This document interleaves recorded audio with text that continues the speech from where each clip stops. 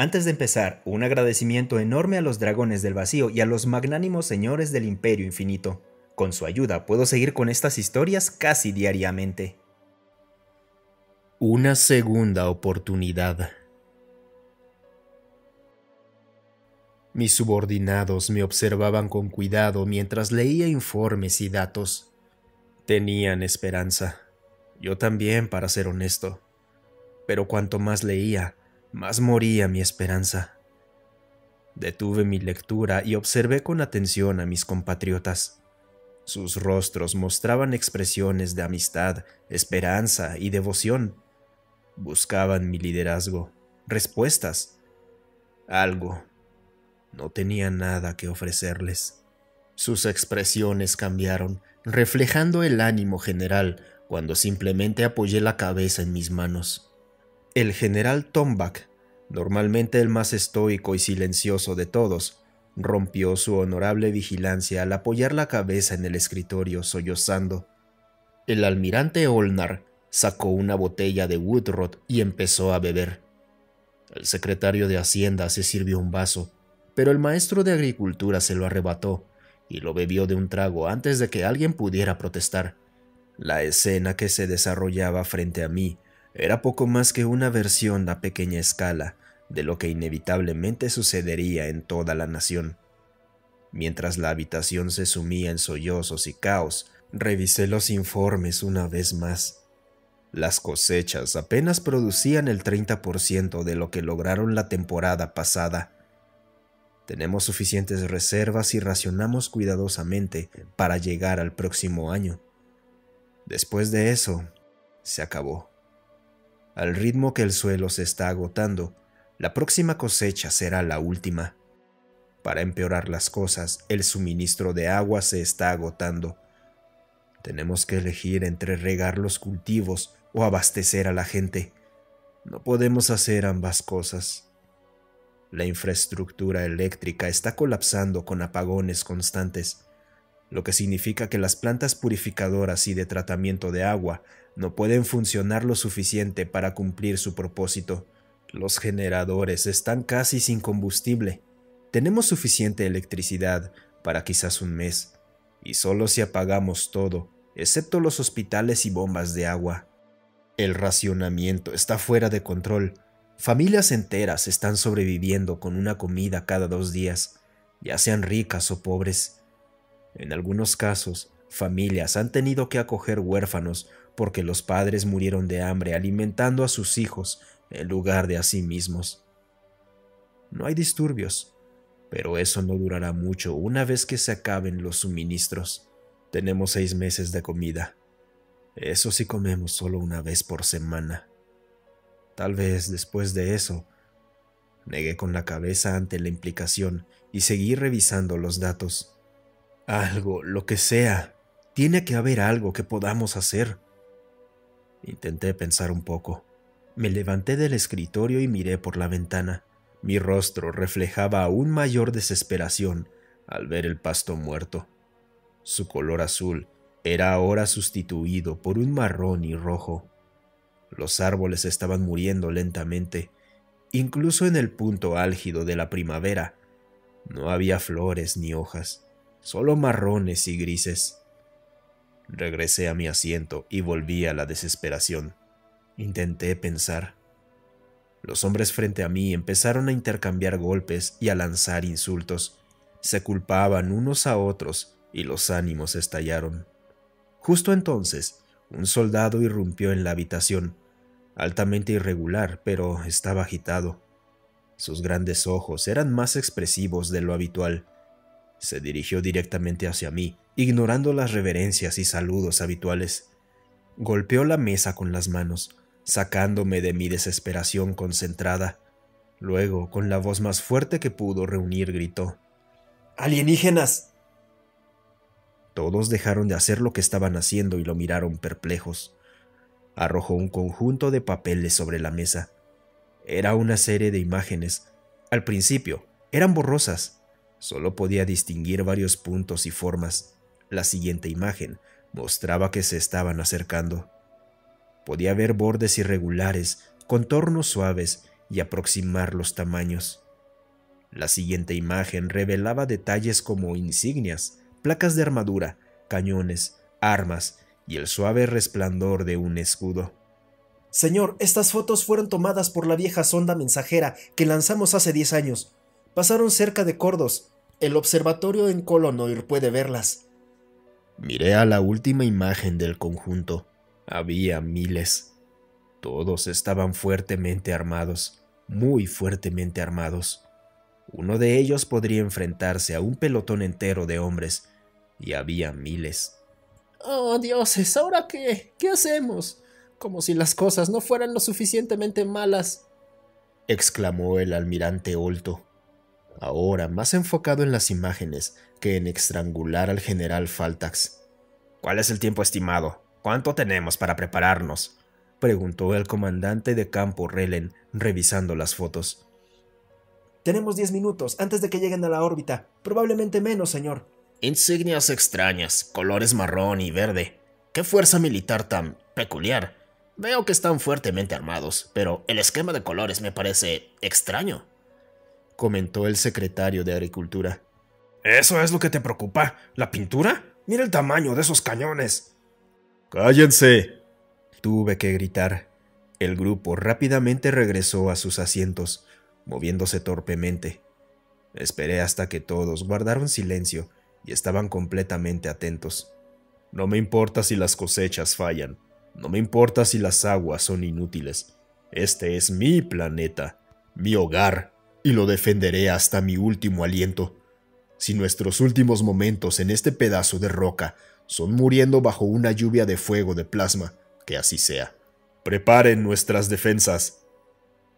Los líderes de nuestra nación reunieron su intelecto y fortaleza más rápido de lo que pude imaginar y comenzaron a planear las defensas. Y efectivamente, en cuestión de minutos, el pánico se apoderó del mundo al confirmarse la aparición de los alienígenas en el cielo. En cuestión de horas, ya estábamos bajo tierra en búnkeres seguros y centros de mando. Los civiles se refugiaron en sus sótanos, diciendo sus últimas despedidas, y los soldados se armaron y se formaron. Me encontraba sentado en la mesa de reuniones con los otros líderes, intercambiando ideas mientras comenzaban a llegar los reportes.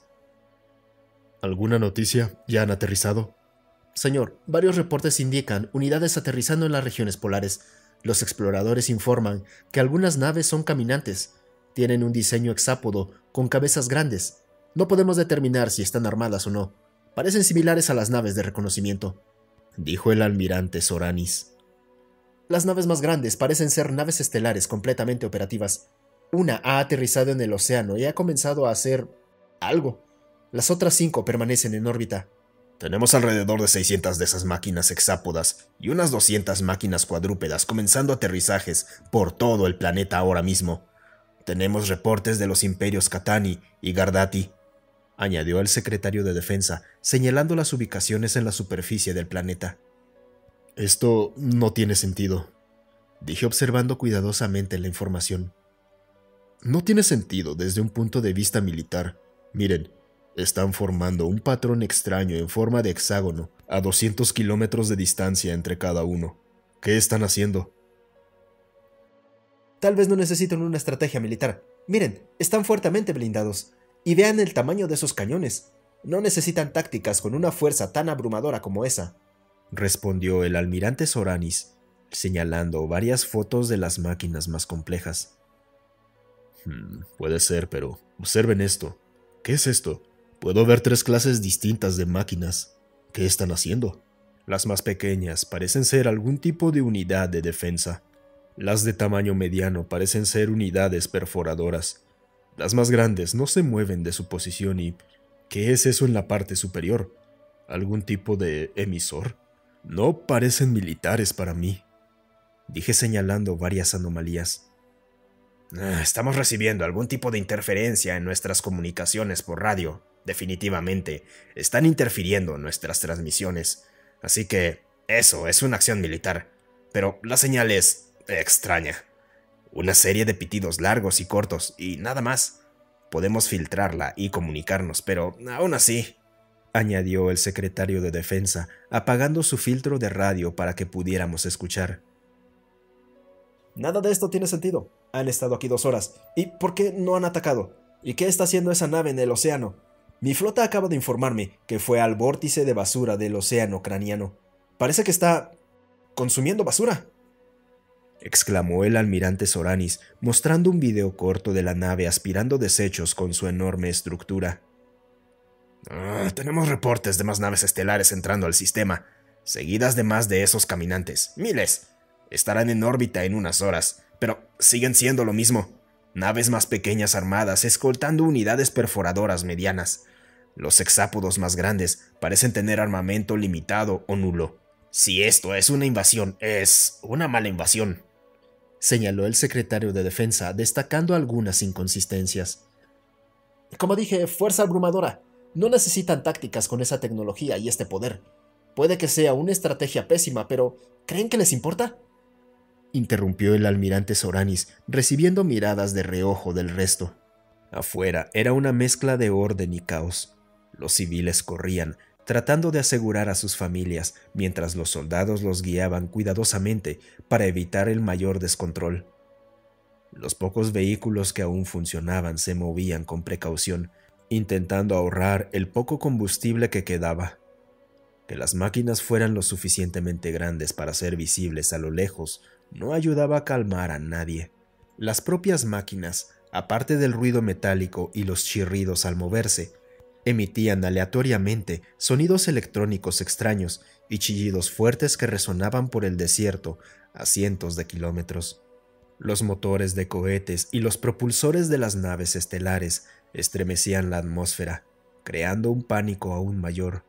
Algo no está bien aquí, dije por encima del ruido en la estación de mando. ¿Por qué su logo es un árbol caricaturesco? Señalé una foto ampliada de la máquina más cercana. En los costados de la cabeza de la máquina había un círculo con un dibujo de un árbol caricaturesco. Llegan nuevos reportes, señor. Han aterrizado nuevas máquinas. Están descendiendo cerca de las ciudades. Las luces parpadearon y el suelo tembló al sentir las enormes máquinas aterrizar sobre nosotros. Los gritos amortiguados de los testigos llegaron, seguidos de pánico inmediato. Comenzamos a escuchar disparos desesperados, mientras civiles y soldados abrían fuego en estado de pánico. Los reportes inundaron la sala. Las máquinas resistían nuestras armas sin sufrir daño alguno. Ni siquiera un rasguño en la pintura. Los pocos vehículos que teníamos dispararon las pocas municiones disponibles, pero los proyectiles se desintegraron inútilmente contra los escudos de las máquinas. Me levanté de mi asiento y caminé hacia la puerta. «Señor, ¿qué demonios está haciendo?», el comandante gritó tratando de detenerme. «¡Esa es mi gente!», grité sorprendiendo a mis compañeros. Un momento de silencio siguió. «Miren a su alrededor. Nuestras reservas de comida se agotarán por completo el próximo año. Nuestro suministro de agua está tan contaminado que no tenemos futuro de todos modos. Y miren este desastre. El planeta ya está muerto. ¡Ya lo sabemos!». Todos bajaron la cabeza sumidos en la tristeza y la vergüenza. Todo nuestro futuro ahora consiste en un puñado de personas ricas y poderosas, acaparando los últimos recursos que quedan, escondiéndose en búnkeres hasta que el fondo genético sea tan limitado que terminen estériles o se queden sin suministros. Si no, serán devorados por las pocas personas desesperadas que aún queden. Me niego a ser parte de ese mundo. Fui elegido para servir a esta nación. Dediqué toda mi maldita vida al servicio. Si este mundo ha de morir, entonces juro que moriré con él. Empujé a mis subordinados a un lado y salí por la puerta. Caminé con la cabeza en alto por el corredor reforzado con acero, donde finalmente me encontré con mi gente. Madres y niños llorando se acurrucaban en las esquinas y contra las paredes, temblando por los ruidos metálicos y los disparos. Los pocos hombres demasiado debilitados o hambrientos para luchar estaban con ellos, abrazando a sus familias. Les dediqué mi mejor sonrisa mientras caminaba hacia afuera. «¡No disparen! ¡Dije que no disparen! ¡Maldita sea!», gritó el sargento de turno por su radio, tratando de controlar a sus hombres y detener el pánico. Algunos lo ignoraron y continuaron desperdiciando inútilmente la poca munición que nos quedaba.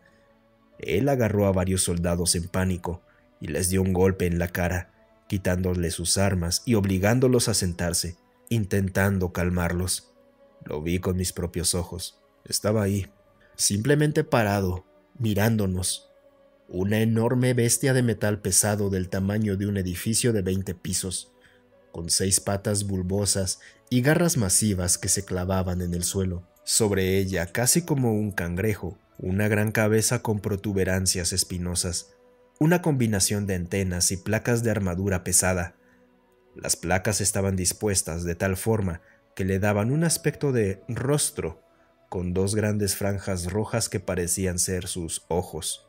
Lo miré fijamente, abrí mis brazos y grité: «Inténtalo, ¿me escuchas, máquina? Hemos soportado amenazas mayores que tú. Siempre resistiremos.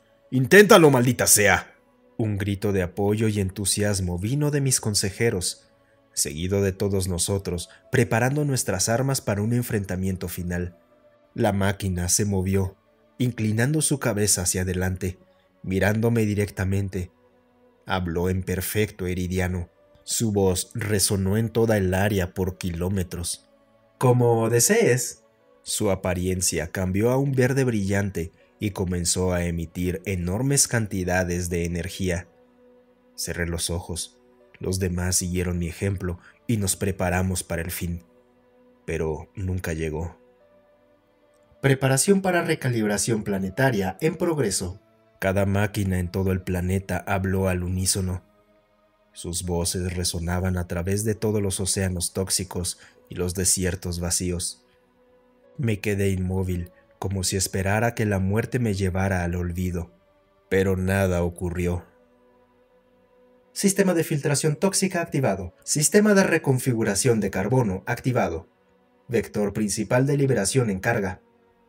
Abrí un ojo tímidamente, engañando a la muerte que aparentemente se me había prometido. Lo único que vi fue a la enorme máquina envuelta en una masa de partículas de energía verde y azul. Operación de clonación genética lista. Sistema de reforestación de vida silvestre operativo. ¿Clonación? ¿Reforestación de vida silvestre? ¿Filtración tóxica? ¿Qué estaban haciendo estas máquinas? Mis brazos se cansaron y cayeron a mis costados. Miré a mi alrededor. La mayoría había renunciado como yo y simplemente observaba, tratando de entender qué diablos estaba ocurriendo. Preparación para recalibración planetaria completada. Todos estábamos atónitos, incapaces de responder, simplemente de pie. Al escuchar las palabras de las máquinas y la ausencia de disparos, familias y niños salieron del búnker para mirar. Sistema activo. La energía se concentró y se disparó hacia el cielo como un pilar de luz que ascendía a los cielos. Todo el planeta quedó instantáneamente cubierto por un escudo de energía verde y azul al dispersarse. Blindaje de presión atmosférica al máximo. Reconfiguración del campo gravitacional completado. Por un breve segundo nos sentimos un poco más ligeros, luego un poco más pesados y finalmente volvimos a la normalidad. Procedimiento de recalibración iniciado. Tiempo estimado: 31 minutos para la finalización. Por favor, esperen. El mundo a nuestro alrededor comenzó a cambiar. La zona inmediatamente alrededor de la máquina se marchitó, eliminando la poca vida que quedaba en el suelo con una especie de choque estático. Luego, una burbuja de energía verde y azul comenzó a irradiarse a su alrededor. A medida que la burbuja tocaba el suelo, la vida aparecía instantáneamente. La hierba azul, característica de nuestro planeta y que no había visto en más de una década, comenzó a crecer con una furia imparable, como si meses de crecimiento ocurrieran en cuestión de segundos. Los árboles del bosque cercano recuperaron sus hojas de tonos púrpura y sus troncos marrones y grises. El horizonte desapareció detrás de un bosque lleno de follaje y naturaleza. La tierra y la arena bajo nuestros pies se desvanecieron, fueron reemplazadas por una gruesa alfombra de hierba. Cualquier punto con suelo expuesto ahora estaba cubierta por parches de flores o césped en cada superficie disponible. En ese momento, Mis ojos vieron el atardecer más hermoso que había visto en mi vida. Las montañas se alzaban en el fondo, con una recién caída capa de nieve en sus picos y las primeras nubes de tormenta en más de 10 años que se acercaban lentamente al horizonte. La luz del sol, ahora de tonos púrpura y dorado, se filtraban a través de las ramas de los árboles, bañando el mundo en un suave resplandor con una mezcla de oro y púrpura. Las nubes de tormenta en el horizonte se acercaban cada vez más, y el estruendoso retumbar de la lluvia que se aproximaba se escuchaba por encima del ruido de las máquinas. Lluvia. Miré a mi alrededor y vi a los niños con miedo en sus rostros. La mayoría de ellos nunca habían visto la lluvia ni una tormenta, y ahora se aferraban con fuerza a las manos de sus padres, buscando protección. La luz del sol desapareció y la oscuridad fue contenida solo por la suave luz de la energía de las máquinas. Una oleada de celebración y alegría nos invadió a todos cuando las primeras gotas de lluvia en 10 años comenzaron a caer sobre el suelo. Como si estuviéramos poseídos por una fuerza extraña, todos comenzamos a bailar bajo la lluvia. Agitando los brazos y pies tamborileando se unieron al coro de agua fresca cayendo al suelo, bañándonos a nosotros y a la tierra con el líquido vital. Nos olvidamos de nosotros mismos durante las siguientes horas y simplemente bailamos toda la noche, hasta que nos mojamos demasiado o nos cansamos y regresamos a nuestros refugios o casas para dormir. Mientras dormíamos, las máquinas continuaron su trabajo. Por la mañana me desperté y salí. Apenas unos momentos después, escuché un sonido que no había escuchado en 40 años. El fuerte y territorial chillido de una golondrina cola hueca. Miré y allí estaba, con su largo pico angular agitándose mientras batía sus alas de cuero de manera defensiva. La máquina seguía ahí, inmóvil y en silencio, con sus campos de energía disipados. Ahora lo único que se escuchaba era el suave zumbido de los hermosos sonidos de la naturaleza. Los ruidos que nunca pensé que volvería a escuchar llenaron mi mente y por primera vez en mucho tiempo respiré profundamente el aire más fresco y dulce que jamás había sentido. Poco a poco, mientras los demás despertaban y se unían a mí, caminé por los alrededores y por primera vez, en lo que parecía una eternidad, me quité los zapatos y sentí la suave y hermosa textura del pasto azul bajo mis pies. Unas horas después, la máquina nos sorprendió a todos al comenzar a moverse de nuevo.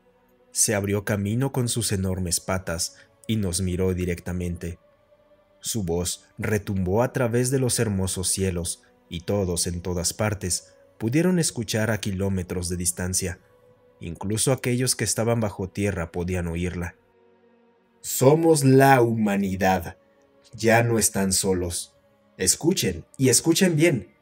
Los procedimientos de terraformación que acabamos de completar no son más que una medida para ganar tiempo. La biosfera de este planeta es demasiado inestable.